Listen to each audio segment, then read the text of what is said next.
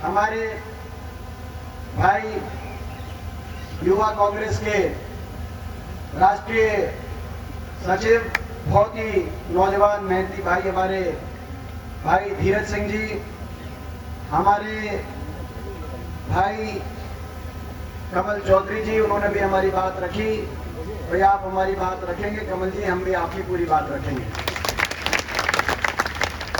हमारे भाई जोगिंदर पागनवाला जी, भाई हमारा नौजवान साथी नरेंद्र गागड़वास जी, हमारे भाई विजय जताई जी, मास्टर महेंद्र पागनवाला जी, प्रदीप गुलिया जी, पवन वानीवाला जी, हमारे सेठ जी, करण सिंह शिवरान जी, सीताराम सिंगला जी, राजवीर शिवानी जी, राजेंद्र जी सरपंच, सुमेश गुप्ता जी, मनमोहन उत्तरा जी, संजय पूनिया जी जो राजस्थान से आए हैं, रमेश लिखावत जी जिला अध्यक्ष भिवानी से जो हैं, राजेंद्र गांधी जी जिन्होंने अभी भी पार्टी ज्वाइन करी है, और भाई कुलवंत कुटिया जी भिवानी से, और सभी पिता तुल्य मेरे बुजुर्ग नौजवान साथी, माताएं, बहनें,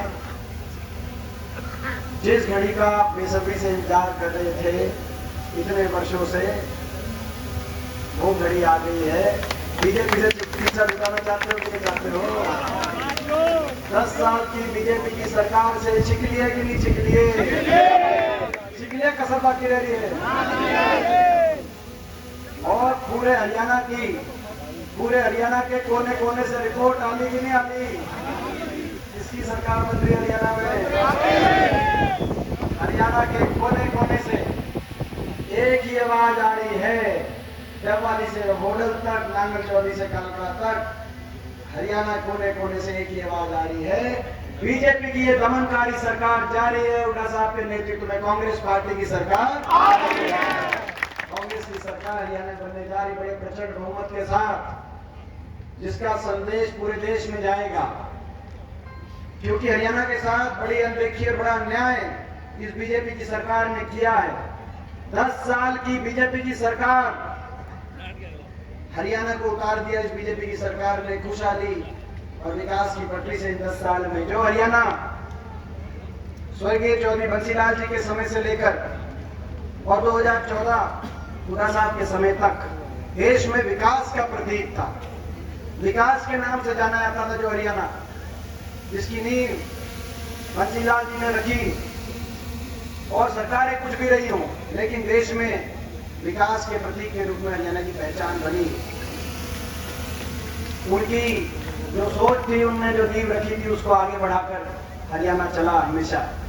आज 10 साल की बीजेपी की सरकार के बाद उस हरियाणा को विकास की, खुशहाली की पटरी से उतारकर इस खट्टर सरकार ने देश में नंबर 1 बना दिया हरियाणा को बेरोजगारी में। छोटी बात नहीं, ये दिल्ली के 3 तरफ बसा हरियाणा, और भारत सरकार ये रिपोर्ट कार्ड दे रही है संसद में इस साल कि 28 प्रदेशों में सबसे ज्यादा बेरोजगारी हरियाणा में। ये हमारा रिपोर्ट कार्ड नहीं, मोदी सरकार का, खट्टर सरकार के लिए रिपोर्ट कार्ड है, उसके बाद शायद हटाया खट्टर साहब को। देश में सबसे ज्यादा बेरोजगारी आज हरियाणा में, देश में सबसे ज्यादा अपराध, क्राइम रेट हरियाणा में हो गया, ये भी भारत सरकार की रिपोर्ट है। देश में सबसे ज्यादा नशा, आज पंजाब से भी ज्यादा नशा हरियाणा के अंदर आ गया। हरियाणा का इतना नुकसान किया इस सरकार ने, आप अंदाजा लगा सकते हो। महंगाई ने हर घर की कम बजट के कमर तोड़ दी, और भ्रष्टाचार ऐसा मिलके लूट के खा गए, एक के बाद एक घोटाले। जब समझौता हुआ बीजेपी का जेजेपी का, तो हमने कहा था ये लूट की झूठ का समझौता है, लोगों से विश्वासघात करके दुष्यंत चौटाला और खट्टर साहब का समझौता भ्रष्टाचार करने का समझौता था। आपने देखा होगा जब इन्होंने समझौता करके समझौता तोड़ा, इन्होंने समझौता करके समझौता तोड़ा कि भाई अलग अलग कैंडिडेट उतारो, कांग्रेस की वोट में सेनमारी करो, विपक्ष की वोट में सेनमारी करो। पिछली बार भी काम चल गया था ऐसे ही, इस बार अलग अलग कैंडिडेट उतारो अलग अलग पार्टियों के। जब समझौते से समझौता तोड़ा लोकसभा चुनाव से 1 हफ्ते पहले, तो आपने देखा होगा अगले दिन दुष्यंत चौटाला का बयान आया कि मैं बीजेपी के घोटालों के राज बताऊंगा, और उसके अगले दिन खट्टर साहब का बयान आया, दुष्यंत चौटाला के घोटालों की जांच कराऊंगा। और फिर कोई साल नहीं बोला भाई, फिर तो बोल गए। बताओ 5 साल तक मिलके लूट गए, कोई शराब घोटाला, कहीं माइनिंग घोटाला, कहीं रजिस्ट्री घोटाला, कहीं ग्वालपाड़ी घोटाला, कहीं मेट्रो रूट बदलाव घोटाला, कहीं रोडवेज का किलोमीटर स्कीम घोटाला, कहीं नगर निगमों के घोटाले, मिलके लूट के आंख मीच ली एक दूसरे घोटालों से, और उसके बाद एक दूसरे की पोल खोलते। डबल इंजन कह रहे थे कि डबल इंजन बन गया, खट्टर दुष्यंत डबल इंजन, वो डबल इंजन फेल हो गया कि नहीं हो गया? डबल इंजन रह गए, डब्बे तो निपटते हुए बचा नहीं। इंजन और वो इंजन भी आपस में अलग अलग पटरियों पे भाज दिए। इलेक्शन आपके आते नहीं बनी ना। डबल इंजन लूट का डबल इंजन था, डबल इंजन से लूट के प्रदेश को, और भाई अब मौका है तो शाम को आगे लेके जाने के लिए और विकास की तरफ लेके जाने के लिए असली डबल इंजन आपके बीच में खड़ा भाई। आप इस डबल इंजन को, वो खट्टर और दुष्यंत के डबल इंजन की तो डंडी पाट ली कि नहीं पाट ली? ये डबल इंजन, इस डबल इंजन को आप चंडीगढ़ में पहुंचा दो तो शाम हल्के को प्रदेश में नंबर 1 का हल्का बनाने के लिए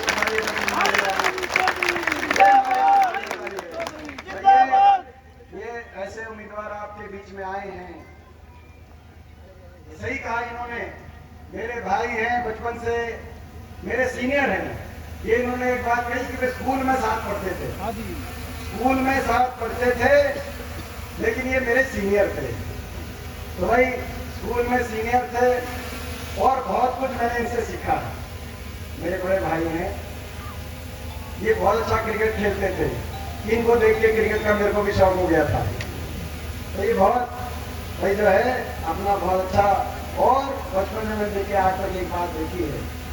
भाई आप बताओ, ये अनिरुद्ध हमारा भाई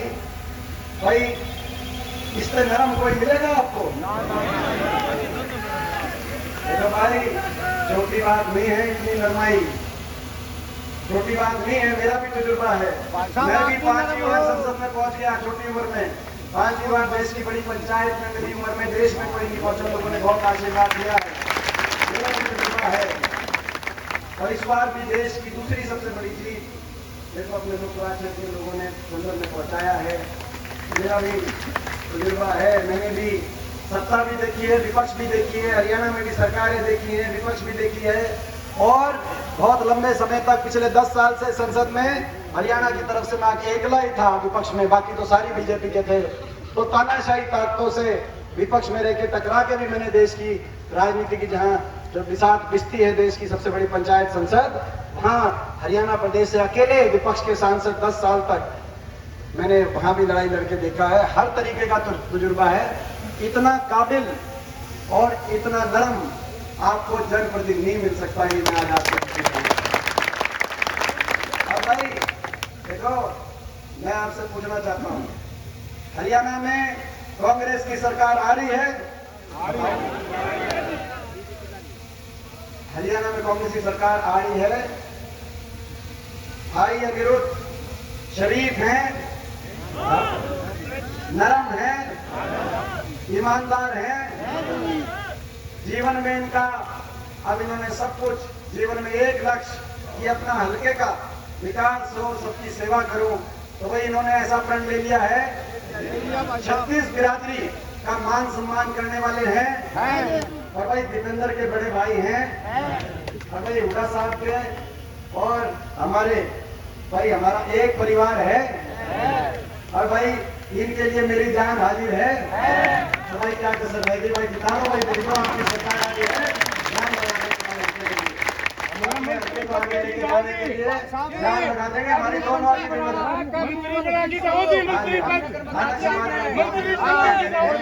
बड़ा किया धार्मिक समाज का विषय। धन्यवाद। 36 बिरादरी का धन्यवाद कहने का मतलब एक का नाम ले लिया, 36 बिरादरी का मान सम्मान करते हैं। तो ऐसे जो है जनप्रतिनिधि आपको दोबारा नहीं मिलेगा। और ये भी बता देता हूँ मैं बात, ये मैं कहने के लिए बात आया हूँ, और ये भी मैं बात बता देता हूँ। आप यहाँ से चंडीगढ़ भेजोगे तो आप क्या सोचते हो? खाली हाथ वापस नहीं आएंगे।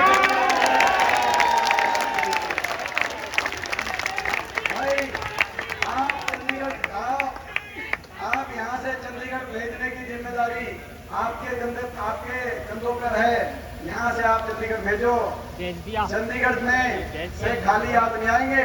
मैं भी अपने वर्करों के काम अनिरुद्ध से कह कराऊंगा।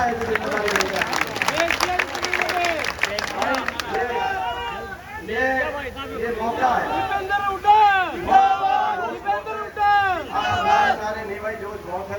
तो ये क्योंकि मिलके आज हम न्याय अन्याय की लड़ाई लड़ रहे हैं, धर्म अधर्म की लड़ाई लड़ रहे हैं। ये बीजेपी ने जिसने इतनी लूट मचा के हरियाणा को विकास पटरी से उतार कर आज बेरोजगारी, नशा, अपराध, भ्रष्टाचार, महंगाई, काम किया नहीं बीजेपी ने, मगर काम बिगाड़ दिया हरियाणा का। मैं आपसे पूछना चाहता हूं, 10 साल खट्टर साहब मुख्यमंत्री थे, भाई काम हुआ? भाई आपने देखा होगा तो सामने कोई किसी का मान सम्मान किया? कभी गांव में आया तो किसी का मान सम्मान किया हो? भाई ये ना काम, भाई का दो ही चीज होती है, काम करना या मान सम्मान करना। और भाई ना काम किया ना मान सम्मान किया। और ये हम क्या कह रहे हैं, ये हम क्या कहें, यहाँ से जो बीजेपी के उम्मीदवार हैं 3 महीने पहले तक वो भी यही कह रहे थे भाई, एक बात है ना, 10 साल वो ये कह रहे थे, 10 साल तक ना काम हुआ ना मान सम्मान, हरियाणा का भट्टा बिठा दिया। कह रहे थे कि नहीं कह रहे थे? और काम ना करते तो भी हम काम चला लेते हैं, हरियाणा का दिल बड़ा है। लेकिन इन्होंने तो काम खराब कर दिया। हरियाणा प्रदेश के हर वर्ग का अपमान किया, हर वर्ग को उलझा दिया हरियाणा प्रदेश के लोगों को। किसी को उलझा दिया फैमिली आईडी में, किसी को उलझा दिया पोर्टल में, पोर्टल इसे से आगे, किसी को उलझा दिया प्रॉपर्टी आईडी में, और युवाओं को उलझा दिया कच्ची नौकरी में, सीटी में। कौशल निगम आ गया बिना रिजर्वेशन। बाबा साहब भीमराव अंबेडकर जी के संविधान की हत्यारी ये सरकार साबित हुई। 1.5 लाख बच्चों को सरकार ने ठेकेदारी पे लगा दिया, बिना रिजर्वेशन, बिना पेंशन, बिना मेरिट के। आरएसएस के दफ्तरों से चिटाई उन बच्चों को लगा दिया गया कौशल निगम में। सारी पक्की नौकरी बीजेपी खा गई कि नहीं खा गई पक्की नौकरी? और एचपीएससी के दफ्तरों में 1.5 करोड़ रुपए अनिल नागर के पकड़े गए, जो सचिव थे एचपीएससी के, जिनको खट्टर साहब ने लगाया था सचिव, वो तो उनके दफ्तर में पकड़े गए। वो भर्ती तो रुकी, लेकिन जिन भर्तियों में नहीं पकड़े गए या जिन भर्तियों में घर पे लिए गए थे, जो दफ्तर में पकड़े गए, मतलब इतना खुला काम चल रहा था, इतना खुला काम चल रहा, अंदाजा लगाओ। पेपर लीक पे पेपर लीक, भर्ती घोटाला पे भर्ती घोटाले, तारीख पे तारीख। नौजवानों को एक भी बड़ी लिस्ट नहीं आई पिछले 5 साल में, और पिछले 10 साल में भी सरकारी 2 लाख सरकारी पद को समाप्त करने वाली है सरकार। केवल ग्रुप 1 और ग्रुप 2 की नौकरी आई। ग्रुप 1 और ग्रुप 2 में हरियाणा से ज्यादा हरियाणा के बाहर के बच्चे लगे क्लास 1 क्लास 2 में। हरियाणा के बाहर के बच्चों को अवसर मिला। एचसीएस, असिस्टेंट प्रोफेसर जैसी लिस्टों के अंदर, एसडीओ जैसी लिस्टों के अंदर 99 में 77 बच्चे बाहर के। एक तो ऐसी लिस्ट आई थी, आपने देखा 70 में से 68 बच्चे बाहर के, एचसीएस में बाहर के बच्चे। कहीं और तो ऐसा नहीं होता देखा हमने हरियाणा में जो सर इन्होंने काम किया। मैं देख रहा था राजस्थान में, जब ये डॉक्टर जी शिक्षा मंत्री थे, तब एक प्रश्न आया था, उन्होंने जवाब दिया था राजस्थान असेंबली में कि आरपीएससी को ये निर्देशित हमने किया है कि 1% से ज्यादा बाहर के बच्चे ना लगे राजस्थान में। तो हरियाणा में कोई बारी हरियाणा के नौजवानों का हितों का नहीं बचा, ऐसी सरकार आप बन गई। इनकी सरकार में ये जो सारी ज्वाइनिंग के लिए घूम रहे हैं, पहले 60,000 पोस्ट कह रहे थे, फिर घटाकर उसमें कहा 25,000 पोस्ट, और बोला भाई कहाँ ज्वाइनिंग कराएंगे इलेक्शन से पहले, करेगा लोकसभा इलेक्शन से पहले, इलेक्शन आगे बोला विधानसभा इलेक्शन से पहले, अब कह रहे विधानसभा इलेक्शन के बाद। नौजवानों को 5 साल में इस सरकार ने उलझा दिया, सीटी में, कच्ची नौकरी में, और तारीख पे तारीख मिली। एक सनी देओल की पिक्चर आई थी, दामिनी पिक्चर आई थी, भाई नाव मेरी उम्र का है, दामिनी देख के अपना फैन हुए थे सनी देओल के। उसमें एक डायलॉग था भाई, बस मिली तारीख पे तारीख, हरियाणा के नौजवानों को भाई तारीख पे तारीख मिली। कांग्रेस की सरकार आएगी, 2 लाख पक्की सरकारी नौकरी मेरिट पर समयबद्ध रूप से भर्ती विधान जो आज हमने मैनिफेस्टो में घोषणा करी है उसके अनुसार देंगे। ज्वाइनिंग पे ज्वाइनिंग नौजवानों को, ताकि हरियाणा के नौजवानों हरियाणा में अवसर मिले और अग्निवीर जो लेके आए हैं, ये जय जवान जय किसान का प्रदेश था। ना जय जवान छोड़ा ना जय किसान छोड़ा। 750 किसानों की जान की कुर्बानी लेने वाली ये सरकार साबित हुई। हमारे जवानों की पक्की भर्ती बंद करके अग्निवीर लेके आने वाली ये सरकार साबित हुई। ये जय नौजवान का प्रदेश था, देश में सबसे ज्यादा बेरोजगारी लाने वाली ये सरकार साबित हुई। जय संविधान का प्रदेश था, बाबा साहब भीमराव अंबेडकर जी के संविधान को अपने पैरों तले कुचलने वाली ये सरकार साबित हुई। ऐसी सरकार साबित हुई जिसने किसी का सम्मान नहीं छोड़ा। कर्मचारी गए ओल्ड पेंशन स्कीम के लिए, उन पे लाठीचार्ज, सरपंच गए, नए ताजे सरपंच आपने उनको सरपंच बनाया था। नए ताजों को सिंगर के चंडीगढ़ पहुंचे थे कि भाई सरपंच बने हैं, आपके भी लगी थी क्या जी? तो बुरा मत मानना भाई, वो तो सारे हरियाणा में आ गया था आगे की बात। सरपंचों को और हमारी बेटियों को क्या कसूर था? विनेश फोगाट का क्या कसूर था? साक्षी मलिक का 5 ओलंपिक विजेता हमारी बेटियां दिल्ली की सड़कों पे घसीटने का काम 6 महीने तक FIR नहीं हुई। भारत सरकार ने मना कर दिया। ये वो देश है जहां दुश्मन की बहन बेटी की इज्जत को भी अपनी इज्जत माना जाता है। इस देश की संस्कृति ऐसी संस्कृति है। राजधर्म में एक नागरिक में भेदभाव नहीं किया जा सकता और जब बेटियों की इज्जत की बात आए तो बिल्कुल नहीं किया जा सकता। लेकिन क्या कसूर था उनका? बेटी हुआ केवल ये कसूर था कि वो आपकी बेटियां थी, वो हरियाणा की बेटियां थी। 6 महीने तक FIR नहीं दर्ज हुई। दिल्ली की सड़कों पे घसीटना काम ओलंपिक विजेता बेटियों को किया गया। हम जब जाते थे दिल्ली पुलिस कह देती थी कि भारत सरकार ने मना किया है। आखिर में धन्यवाद करते हैं सुप्रीम कोर्ट का, जो सुप्रीम कोर्ट ने कहकर FIR दर्ज कराई। नहीं तो न्याय नहीं मिला, सरकार ने न्याय नहीं दिया आपको। कितना घोर अन्याय। 750 किसानों की जान चली गई। संसद में जब मैं अकेला उठ के कहता था, क्योंकि हरियाणा के 15 सांसदों में 14 बीजेपी के थे, लोकसभा राज्यसभा मिला के हरियाणा के 15 सांसद हैं। मैं जब अकेला विपक्ष में उठ के कहता था कि इनकी बात नहीं मानते तो कम से कम किसानों के प्रति सहानुभूति के 2 शब्द आप कह सकते हो, तो सारे देश की बीजेपी के सांसद टूट के पड़ते थे। ऐसे मानो जैसे राजनीतिक विरोधी नहीं दुश्मन हो। जिस संसद में 5 बार मैं पिछले लोगों ने पहुंचाने का मुझे काम किया, पिछले 20 साल से ज्यादा जिस संसद में मैंने हर तरह का माहौल देखा है, उस संसद में पानी पीने का भी मेरा जी नहीं करता था। कितना अकेलापन मैंने महसूस किया होगा, अंदाजा लगाओ। केवल कसूर ये था कि मैं आपका बेटा था, दूसरा मेरा कोई कसूर नहीं था। मैं जब खड़े होकर बात करता था। और ये बीजेपी इतना अन्याय। राजधर्म ये नहीं कहता। राजधर्म में आप किसी का विरोधी हो सकते हो, लेकिन सहानुभूति का कोई एक देश भाव होना चाहिए देश के नागरिक के प्रति, देश के हर वर्ग के प्रति। लेकिन आपके प्रति वो भी नहीं मिला। और आज ये बीजेपी आपके बीच में आ रही है, तो आज मैं आपसे पूछना चाहता हूं, जब देश देखेगा क्या फैसला होगा तोशाम का, जब दिल्ली से बड़े बड़े नेता आएंगे और आप पे निशाना साधेंगे, हरियाणा की आवाज को कुचलने का काम करेंगे और प्रयास करेंगे, जैसे इन्होंने पिछले 10 साल से हरियाणा की आवाज को कुचलने का काम किया। दिल्ली से बड़े बड़े नेता आएंगे जिन्होंने इतना घोर अन्याय किया आपके साथ। जब वो आएंगे और जब नतीजा आएगा तो तोशाम का फैसला किस तरफ होगा, मैं आपसे पूछना चाहता हूं। 750 किसानों की जान की कुर्बानी देने वाली बीजेपी के साथ होगा या न्याय के साथ होगा?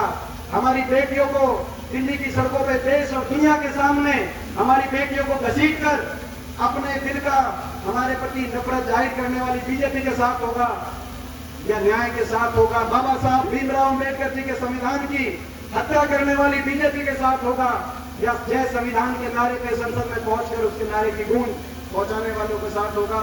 तो शाम का फैसला किस तरफ होगा देश देखेगा। तो मैं आपसे पूछना चाहता हूं, जब ये नतीजा आए तो दिल्ली में जब फ्लैश हो खबर, तो दिल्ली में जब फ्लैश हो तो शाम का जो नतीजा है उससे एक बात साबित हो जाए कि भाई ये हरियाणा है प्रधान, ये हरियाणा है प्रधान। हरियाणा का आदमी ठगा जाता है। हम सीधे होते हैं, शरीफ होते हैं, हम ठगे भी जा सकते हैं। लोग तरह तरह से ठगने आपके बीच में आ सकते हैं। कोई जेजेपी की पार्टी बीच पिछली बार आ गई थी आपको ठगने, ये कहकर कि बीजेपी करो जमुना पार, कुछ लोग पार्टी बदल कर आपके बीच में आ सकते हैं, आपको ठग सकते हैं। हरियाणा का आदमी ठगा जाता है, लेकिन जो ठग के जाता है हम उससे हिसाब लेना भी जानते हैं, मौका पड़ने पे उसका हिसाब करना भी जानते हैं। ये आपका फैसला है भाई। और पूरे हरियाणा में माहौल बन गया कांग्रेस का, माहौल बन गया कि नहीं बन गया? पूरे हरियाणा में सिस्टम घुमा दिया कि नहीं घुमा दिया? सिस्टम कांग्रेस का बन गया। छत्तीसगढ़ में पूरा प्रदेश ये सरकार बनने जा रही है। सरकार बनते ही हर वर्ग के हित के हम फैसले करेंगे। सबसे पहले अपने बड़े बुजुर्गों को देश में सर्वाधिक 6,000 बुढ़ापा पेंशन देने का कार्य करेंगे। अपनी माताओं बहनों के लिए 2,000 रसोई खर्च पेंशन। 18 साल से बड़ी कोई भी हमारी बहन है, 18 साल से लेकर 60 साल तक की माताओं, क्योंकि इतनी महंगाई हो गई है। और किसान को एमएसपी की गारंटी, जिसके लिए किसान आंदोलन हुआ। कर्मचारी को ओल्ड पेंशन स्कीम, आज हमारा मैनिफेस्टो आया है जिसमें कर्मचारियों ने आंदोलन किया। पंचायत और सरपंचों को उनके अधिकार उनको बढ़ाने का हम कार्य करेंगे। गरीब आदमी की जो सारी स्कीम इस सरकार ने बंद कर दी, सारी गरीब आदमी की स्कीम बंद कर दी। 100 गज के प्लॉट की स्कीम, मकान की स्कीम। भाई पिछले 10 साल से किसी का कोई 100 गज का प्लॉट आया भाई? सारे लड़के के आदमी बैठे हैं, मकान आया भाई किसी का? तो भाई इन्होंने सारी स्कीम बंद कर दी। तो 100 गज के प्लॉट की स्कीम को दोबारा एससी वर्ग के, हमारे समाज के परिवारों के लिए, बैकवर्ड समाज के और छत्तीसगढ़ के परिवारों के लिए, बीपीएल परिवारों के लिए 100 गज के प्लॉट की स्कीम को दोबारा शुरू कराएंगे। और जरूरतमंद को 3.5 लाख तक की आर्थिक सहायता से इंदिरा आवास योजना में मकान दिलवाने का कांग्रेस पार्टी काम करेगी। और राजस्थान की अशोक गहलोत सरकार के तर्ज पर, राजस्थान कांग्रेस सरकार की तर्ज पर भारी बीमारी हो जाए, किसी को तकलीफ दुख ऐसी बीमारी हो जाए, बहुत बड़ा खर्चा इलाज में लग जाता है, घर के घर बर्बाद हो जाते हैं, 25 लाख तक की आर्थिक मदद सरकार से राजस्थान की हमारी सरकार। ये हमारी सरकार गरीब की सरकार होगी। हमारी सरकार गरीब की सरकार होगी। हमारी सरकार किसान की सरकार होगी। हमारी सरकार बड़े उद्योगपति घरानों के इशारे पर चलने वाली सरकार नहीं होगी। हमारी सरकार जो बड़े बड़े उद्योगपति घराने जो बीजेपी को चलाने का काम कर रहे हैं, हमारी सरकार गरीब को गणेश मानकर और किसान को भगवान मानकर और हर वर्ग का, छत्तीस बिरादरी का आपस में प्यार और प्रेम के रास्ते पर आगे लेके चलने वाली ये सरकार होगी, कांग्रेस पार्टी की ये सरकार। और जहां तक तोशाम की बात है, तोशाम के लिए वैसे तो बहुत कुछ करेंगे हम, लेकिन 2 बातें, 2 संकल्प जो दोनों भाई आपके 2 संकल्प लेके जा रहे हैं। एक तो माइनिंग, जहां तक माइनिंग की बात है, खनन की बात है, बहुत ही अच्छी तरीके से इसको माइनिंग को और बढ़ाकर, लेकिन इस तरीके से कि भाई जो रोडी बजरी है उसका भाव कम हो, लोगों के पहुंच में रहे और माइनिंग बहुत सुचारू तरीके से और दर्शीला तरीके से लोगों के लिए यहाँ पे माइनिंग चले। तो माइनिंग के को हम बहुत अच्छी रूप से आगे लेके जाके, ताकि हजारों लोगों का, लाखों लोगों का जो रोजगार का अवसर भी मिले। माइनिंग इस तरह से हो कि माइनिंग में कोई खनन माफिया ना बढ़ जाए और भाई कोई अवैध रूप से उसका कोई वो ना करे। और जो भाई दूसरी बात जो है यहाँ पे बात आई, अभी मेरे ख्याल हमारी बहन जी बोल रही थी या कमल जी बोल रहे थे, उन्होंने कहा पानी की बात कह रहे थे, अनिरुद्ध जी ने मेरे को बात बताई कि कई गांव में नहरी पानी और पीने के पानी की कमी कसर अपने तोशाम हल्के में है। तो ये भी हम संकल्प लेके जाते हैं। भाई चौधरी बंसीलाल जी ने जैसे पानी पहुंचाया था, आज हम स्वर्गीय चौधरी बंसीलाल जी, जिनके मेरे दादाजी के एक भाई जैसे संबंध थे, आज हम बंसीलाल जी को याद करके और ये संकल्प लेते हैं। और ये दोनों भाई बंसीलाल जी की तरह तोशाम के गांव में पानी की कमी नहीं रहने देंगे।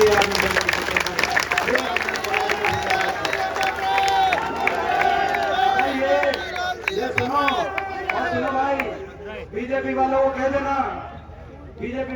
देना, जेपी दलाल जी की स्टेटमेंट आई जो लाहौर से चुनाव हार रहे हैं, उनकी स्टेटमेंट देखी होगी आपने, देखी थी कि नहीं देखी थी? बोला लोग कितने ही खिलाफ हो जाए, हम कितना ही जुल्म कर लें किसान पे, मजदूर पे, बेटियों पे, बोला कितना ही जुल्म कर ले, लोग कितने खिलाफ हो जाए। एमएलए जब आएंगे ना, तो बीजेपी ने मध्य प्रदेश में तोड़ दिए थे, महाराष्ट्र में तोड़ लिए थे, एक आधा हरियाणा में भी तोड़ दिया, बोला भाई हम हरियाणा में भी तोड़ लेंगे, ये कही थी ना। बोला भाई एक आधा हरियाणा में भी हम MLA तोड़ लेंगे।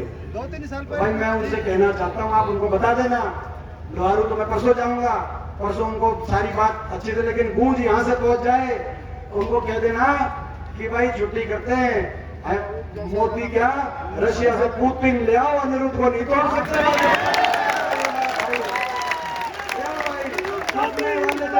चले गए होंगे जो है, मगर जो ईमानदारी से अपने जमीर से धोखा खाया है, कई बार धोखा खाया है, कई बार आप पीठ पीछे से वार सहा है, मगर मुंह पे आज तक शिकन तक नहीं दिखाई दी। वो अनिरुद्ध है, उस आदमी के है, फिर भी अपने जमीर पे खड़ा है, किसान के साथ खड़ा है, गरीब के साथ खड़ा है, अपनी कांग्रेस पार्टी की विचारधारा के साथ खड़ा है। खुदा साहब और हमारे साथ भाई की भाई की तरह के दो, ये इतना साथ इन्होंने दिया है। तो भाई ये ऐसे चरित्रवान एक नौजवान, ऊर्जावान, होनहार एक नौजवान साथी हैं, भाई इनको भाई आप पूरा आशीर्वाद देना, भाई दोगे, बताओ पूरा आशीर्वाद भाई आप लोग के विश्वास पर। भाई हम आपसे इस विश्वास पर हम आगे बढ़ते हैं, और भाई और जो हमने जो बात की उसके उस विश्वास पर दोनों भाई पूरा उतरेंगे। भाई बहुत बहुत धन्यवाद।